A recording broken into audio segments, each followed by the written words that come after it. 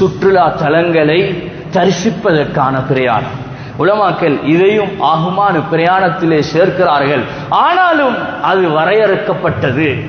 அதற்கென்று சில நிபந்தனைகள் இருக்கின்றன, அதற்கென்று சில கட்டுக்கோப்புகள் இருக்கின்றன. எல்லை மீறிய விதத்திலே இந்த சுற்றுலாக்கள் அமையக்கூடாது.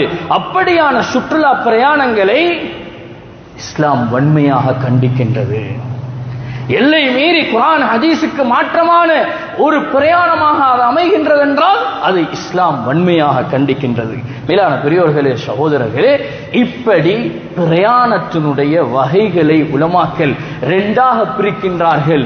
ஒரு நாளும் ஒரு முஸ்லிமுடைய பிரயாணம் இந்த ரெண்டல்லாத மூன்றாவது ஒரு நோக்கத்துக்காக வேண்டி இருக்கவே கூடாது. அது எதற்காக வேண்டி? பாவத்திற்காக வேண்டி.